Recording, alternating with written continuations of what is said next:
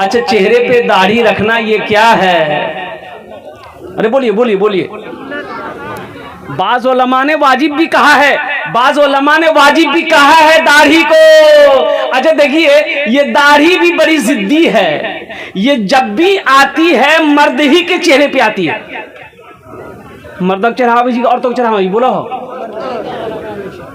मर्द के चेहरे पे आती है, लेकिन मरा दिख रहा खच खच खच खच खच खच खच खच। लेकिन ये दाढ़ी बड़ा जिद्दी छी। ये दाढ़ी के जे बाबू हमरा मत चिले, हम तुरे लिए एलान करे ते मरद छै कह नहीं नहीं हम मरद नहीं छी। तोर गलत फहमी जो हम मरद नहीं छी ना, मैं ऊ जी। दाढ़ी भी बड़ी जिद्दी है। दाढ़ी कहती है, बार बार कहती है, ए नादान तू वो नहीं है जो समझ रहा है। अरे तू मर्द है, मर्द की पहचान दाढ़ी है, मर्द की शान दाढ़ी है। तू दाढ़ी छिलवा के क्यों उधर जाना चाहता है? ये जी ने इंशाल्लाह दाढ़ी रखोगे मेरे बच्चों? कितने लोग तैयार हो इंशाल्लाह नबी की सुन्नत को जिंदा करें? अल्लाह के नबी ने इरशाद फरमाया, जो मेरी एक मुर्दा सुन्नत को जिंदा करेगा अल्लाह उसे 100 शहीदों का सवाब अता फरमाएगा। सुभान अल्लाह बोले दो माशा। सूरज से यूं आंख मिलाना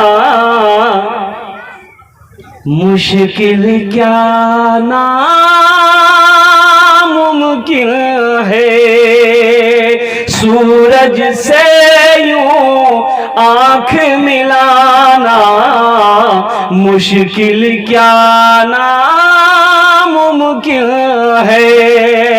सूरज से यूं आंख मिलाना मुश्किल क्या नामुमकिन है। दुनिया से इस्लाम मिटाना मुश्किल क्या नामुमकिन है।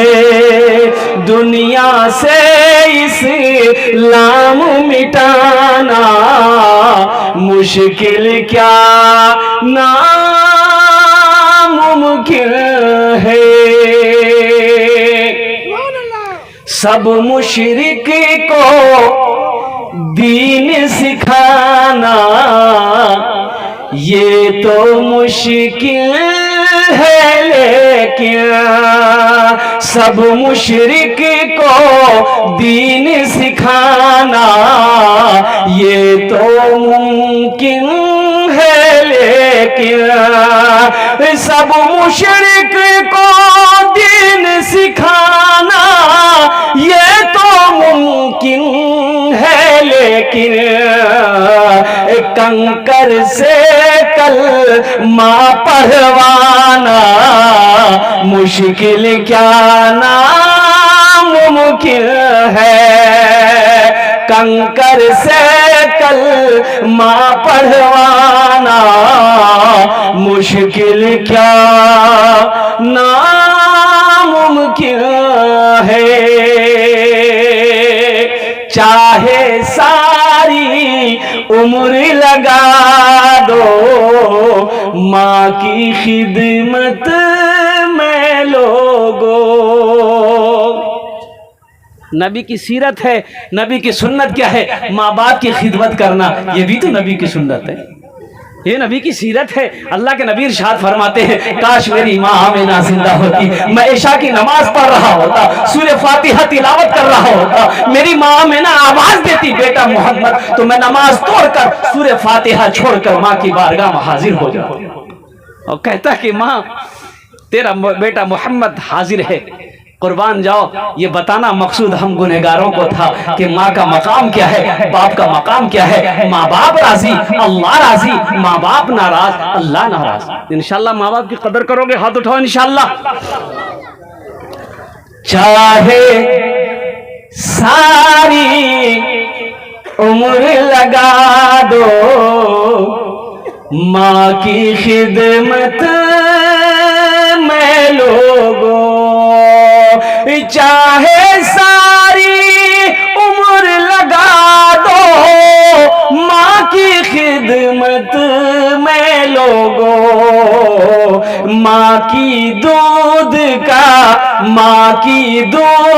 का कर्ज चुकाना मुश्किल क्या नामुमकिन है। माँ की दूध का कर्ज चुकाना मुश्किल क्या नामुमकिन है।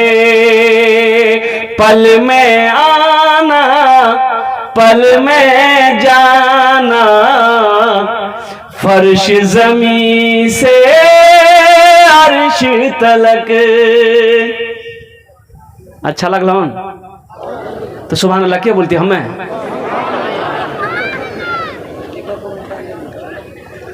पल में आना पल में जाना फर्श ज़मीं से अर्श तलक। पल में आना पल में जाना फर्श ज़मीं से अर्श तलक। डूबते सूरज वापस लाना मुश्किल क्या नामुमकिन है। पत्थर से कलमा पढ़वाना मुश्किल क्या नामुमकिन है। दुनिया से इस्लाम मिटाना मुश्किल क्या नामुमकिन है। एक बार सुभान अल्लाह बोले तो माशाअल्लाह। आज क्या वजह है कि बच्चे हमारे नाफरमान हैं, मेरा कहना नहीं मानता है, मेरा बेटा मेरा कहना नहीं मानता है। और कुर्बान जाइए, इसमें सिर्फ बच्चों की गलती नहीं है, कहीं ना कहीं माँ बाप की भी कुछ गलती है। वो माएँ कहाँ हैं, वो माएँ कहाँ गई कि जिसके शिकम से वली पैदा होता था। आज क्या वजह है कि हमारी माओं की गोदों से, कोख से, शिकम से वली पैदा नहीं हो रहा। कहीं ना कहीं तो कमी है। हजरत ख्वाजा कुतुबुद्दीन बख्तियार काकी रहमतुल्लाह अलैह, ओहो, दिल्ली की जिस गली से गुजरते थे लोग आपका चेहरा देखता था, कलमा पढ़कर मुसलमान हो जाता था। सुभान अल्लाह बोले तो ना माशाअल्लाह। क्या शान थी, लोग चेहरा देखता था, कलमा पढ़ लेता था। तो घर आए एक दिन अपनी माँ से कहने लगे कि माँ आप तो मुसल्ले पे हमेशा बैठी रहती हैं, जरा बाहर निकल कर तो देखे कि आपके बेटे का क्या मकाम है, क्या मर्तबा है। लोग मेरे चेहरे को देखता है, कलमा पढ़ लेता है। तो माँ कहती है कि बेटा इसमें तेरा कमाल नहीं है, ये तेरी माँ का कमाल है। सुभान अल्लाह बोला तो माशाअल्लाह। बोलेगी किरम तोर कमाल जो इल्म हासिल हम किए, आलिम हम बने, लोगों के दरमियान हम जाते हैं। अम्मी जान इसमें आपका कमाल कहाँ से है। तो माँ कहती है कि बेटा मुझे याद नहीं है कि जब भी तू रोया है, जब भी तुझे दूध पिलाने की मेरी बारी आई है, तो बेटा मैं बगैर वजू कभी तुझे दूध नहीं पिलाई। बगैर वजू मैंने तुझे कभी दूध नहीं पिलाई। और आज भी बेटा तू जब घर से बाहर निकलता है तो मैं मुसल्ला बिछाकर बैठ जाती हूँ और रब की बारगाह में दुआ करती हूँ कि अल्लाह मेरा बेटा कुतुबुद्दीन घर से बाहर निकला है, तू सारी मखलूकात के दिलों में इसकी मोहब्बत को बसा दे। तो बताओ इसमें तेरा कमाल है कि मेरा कमाल है। हजरत कुतुबुद्दीन बख्तियार काकी रहमतुल्लाह अलैह की आंखों में आंसू आ गए। माँ के हाथों को चूमा, कहा कि नहीं माँ हकीकत है, इसमें ये तेरे बेटे का कमाल नहीं है, ये मेरी माँ की दुआओं का कमाल है। सीरत को अपनाओ। नबी की सीरत क्या है, उठना बैठना। अच्छा देखिए सुन्नत क्या है, सुन्नत तरीका क्या है, पानी पीने का सुन्नत तरीका क्या है। खड़े होकर बोलिए, कितना आदमी आजमा भी, कितना आदमी अमल करी सुन्नत पर। एले बाधा जले बदना उठल के फुटकी में जल्दी पानी आना और बेचारी के लिए कॉल चल के पानी आने दिल के अब बदना ले के गड़ गड़ गड़ गड़ गड़ गड़ गड़ गड़ बहुत प्यास लगला हमरा। उसका 10 साल का बेटा बैठा, वो खड़ा था, देख लिया कि बाबा खड़ा भाग पानी पी ली। बच्चा भी बदनाव डल के खड़ा भाग पी पानी पी। बच्चा क्या सीखेगा भाई, बच्चा सीखेगा बताओ नबी की सुन्नत। सुन्नत तरीका है कि 3 सांस में पानी पियो। कैसे सांस में पानी पियो? यहाँ थी एक के सांस में पूरा पर ना खाली, अगर बाल्टी मिली जाए तो बाल्टी हो खाली भागी। अच्छा, खाना खाना खाना 3 उंगली से खाना खाना सुन्नत है। कै उंगली से खाना खाना सुन्नत है? बोलिए। 3 उंगली से खाना खाना सुन्नत है, ये नबी की सुन्नत है। 3 उंगलियों से खाना खाना सुन्नत है। ये कितना आदमी 3 उंगली से खाना खा जाए? देखा है रंग बिरा भैया रंग, कितना आदमी है रंग बिरा। बोला बात सही जी गलत जी, बोला हम गलत बोली, बोला हे रंग बिरल के आप इतना उठेला तो मुँह तो इतना बड़ा है, अब उगरो बड़ा हो लगती गेले आधा चबल के आधा न चबल की गटा। फिर बाली जी वो गैस्ट्रिक, हमारा बहुत गैस्ट्रिक है तो खेला है जे। एक जगह शादी में गए, देखते क्या है कि टेबल पर एक नौजवान बैठा हुआ था। हाँ, एक मौलाना अशरफ साहब थे और वो दोनों आदमी, हम लोग आमने सामने बैठे। वो नौजवान भी 4 आदमी की कुर्सी लगी थी। वो नौजवान वो बिरयानी लगाने वाला जो करेटर क्या बोलता है उसको, जो खाना लगा दीजिए, हाँ केटर उसको बोलते इधर हम, बोला ये पीस निकालो, ये पीस निकालो, ये पीस निकालो। यानी वो बिरयानी वाले को थका दिया, इतनी हड्डी टेबल में जमा कर दिया। हम लोग दंग रह गए कि अल्लाह आखिर ये जा कहाँ रहा, ये भेज कहाँ रहा है सब। तो जब वो हाथ रोका, इसी में हम लोगों ने कहा कि बाबू आर हो लाले, बोले नहीं हमारी तबीयत ठीक नहीं जाए। जब तबीयत ठीक नहीं जी, ये आलम छी, और जब तबीयत ठीक रही तो की ली भाई खाओ, अल्लाह की नेमत है, अल्लाह की नेमत है। अल्लाह के नबी सल्लल्लाहु अलैहि वसल्लम ने इरशाद फरमाया, खाने के 3 हिस्से करो। कई हिस्से करो भाई? पेट के 3 हिस्से करो। कई हिस्से करना बोलिए? पेट के 3 हिस्से करो। एक हिस्सा खाना, एक हिस्सा पानी, एक हिस्सा हवा के लिए छोड़ो। एक हिस्सा खाना, एक हिस्सा पानी के लिए, एक हिस्सा हवा के लिए छोड़ो। भूख से कम खाओ। वो खाना जिस्म के अंदर में ताकत पैदा करेगा, नुकसान नहीं करेगा। लेकिन यहाँ तो देखा ये गया कि ये 3 खाना है, ये खाना हवा के लिए छोड़ने का हुक्म है। यहाँ तीनों खाना फुल।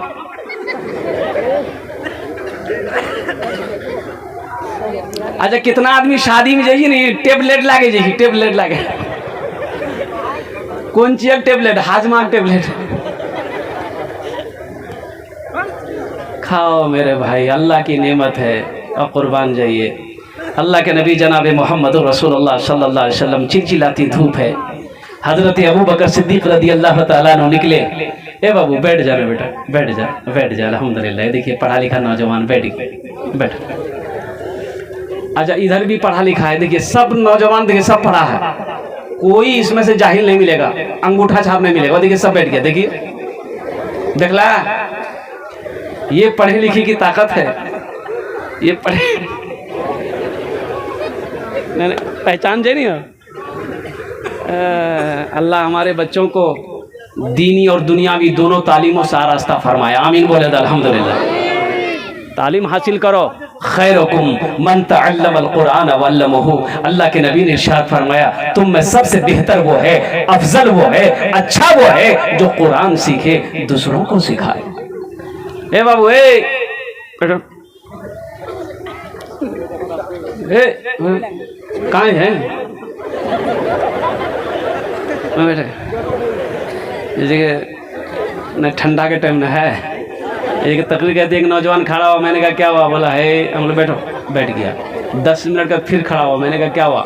बोला बहुत जोरों लगला सा। उनका बैठ जा, थोड़ी देर तकरीर और ख़त्म हो जाएगी। थोड़ी देर के बाद तकरीर ख़त्म हो गई, बैठा हुआ था तो मैंने इशारा किया, बाबू जो। बोली नहीं जो। बोले करें जी। बोले आप की करें जो? जे करें जे जलानी है, भाग लीजिए, अब जा, मेरी जरूरत नहीं। हजरत अबू बकर सिद्दीक रदी अल्लाह ताला अन्हु देखिए घर से निकले, बाहर निकले तो देखे उधर से हजरत उमर फारूक रदी अल्लाह ताला अन्हु तशरीफ लाए। तो हजरत अबू बकर सिद्दीक रदी अल्लाह ताला अन्हु को हजरत उमर फारूक ने सलाम किया। तो हजरत अबू बकर सिद्दीक पूछते हैं कि उमर खैरियत तो है? कहा कि भाई खैरियत कहाँ है? बहुत तेज भूख लगी है। हजरत अबू बकर सिद्दीक रज़ी अल्लाह ताला अन्हु इरशाद फरमाते हैं कि तुम्हें मैं क्या बताऊं उमर, जो कैफियत तुम्हारी है वही कैफियत मेरी भी है कि मुझे भी बहुत ज्यादा भूख लगी है। सोचो, खाने भूख लगी है, खाने को कुछ नहीं। और देखते क्या है कि थोड़ी देर के बाद ये दोनों गुफ्तगू कर ही रहे थे। अल्लाह के नबी जनाब मोहम्मद रसूलुल्लाह, सारे लोग बोलो सल्लल्लाहु अलैहि वसल्लम, बाहर तशरीफ लाए हुजरे से। हजरत अबू बकर सिद्दीक ने हजरत उमर फारूक रज़ी अल्लाह ताला सलाम किया तो अल्लाह के नबी ने इरशाद फरमाया कि चिलचिलाती धूप में दोपहर के वक्त उमर अबू बकर कहा कि या रसूल अल्लाह भूख बहुत तेज लगी है। तो अल्लाह के नबी ने इरशाद फरमाया कि ए उमर अबू बकर, 3 दिन हो गए मैंने भी कुछ नहीं खाया। हाँ, कुर्बान जाइए, 3 दिन हो गए मैंने भी कुछ नहीं खाया।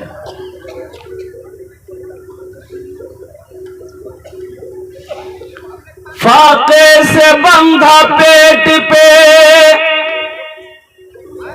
पत्थर नहीं देखा,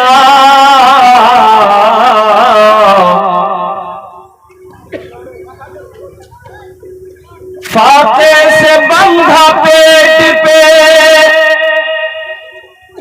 पत्थर नहीं देखा, सरकार दो आलम सा पैगंबर नहीं देखा, सरकार दो आलम सा पैगंबर नहीं देखा, पैगंबर नहीं देखा। अल्लाह के नबी इरशाद फरमाते अबू बकर मेरे साथ चलो, उमर मेरे साथ चलो। हजरत अय्यूब अंसारी रज़ी अल्लाह ताला अन्हु के घर तशरीफ ले गए। हजरत अबू अय्यूब के घर पर गए। हजरत अबू अय्यूब बड़े खुश हुए कि अल्लाह के नबी जनाब मोहम्मद रसूलुल्लाह सल्लल्लाहु अलैहि वसल्लम मेरे घर तशरीफ लाए। हो गए, वो बागीचा गए दौड़ के, ओ कुछ पकी हुई खजूरें, कुछ कच्ची खजूरें, एक टहनी तोड़ के लेके आए। या रसूल अल्लाह नोश फरमाए। इधर बीवी से कहा कैसा करो, तुम रोटी बनाओ और एक बकरी का बच्चा को ज़िबा कर दिया। सुभान अल्लाह, बोले तो माशाअल्लाह। हाँ, अब इंशाअल्लाह बहुत तेजी के साथ, वक्त की किल्लत है, उलमाए किराम की लंबी फहरिस्त है। मौजूद सामीन किराम, ये अल्लाह का करम है, इस जलसे में शिरकत करने का अल्लाह ने मौका इनायत फरमाया। हजरत मौलाना फैयाज साहब दामद बरकातुहू, इनकी दावत थी लेकिन इत्तफाक कहिए कि मैं इस जलसे में नहीं आ पाता। ये हमारे करम फरमा हजरत अल्लाह मौलाना अलहाज मुफ्ती सादुल नजीब साहब मद्दजिल्लहुल आली दामद बरकातुहुमुल कुदसिया, ये उनका हुक्म हुआ कि किसी भी हालत में इस जलसे में शिरकत करनी है, नहीं तो मैं आज दिल्ली में होता। मेरे बच्चे का ऑपरेशन था, वो अल्लाह का करम है कि ऑपरेशन का डेट आगे बढ़ गया, जिसकी वजह से रात में ट्रेन पकड़ा।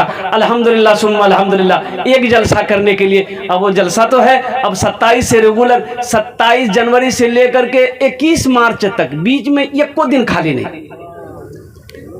डेली 2-2 जलसा, 3 जलसा, 2 जलसा, 1 जलसा। बंगाल, बिहार, उड़ीसा, झारखंड, यूपी, दिल्ली, 21 मार्च की एक भी तारीख खाली नहीं। हमें कहिए रमजान अगर अप्रैल में ली तो अप्रैल फूल भाग ली।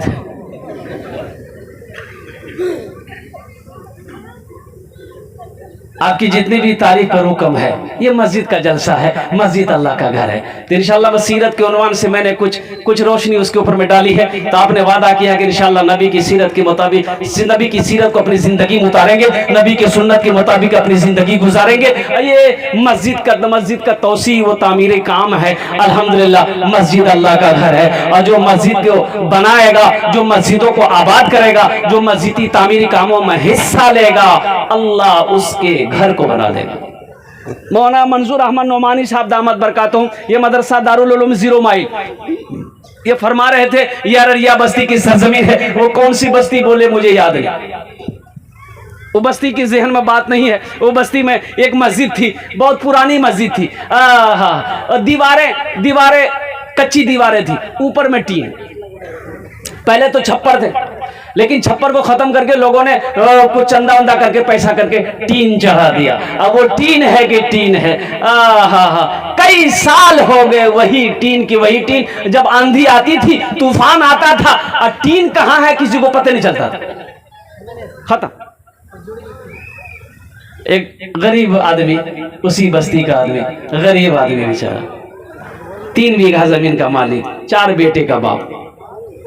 क्या दिल में आया, अपने चारों बेटों को बैठाया, बोला कि बेटा बैठो, मशवरा है, एक बात पर मशवरा करनी है।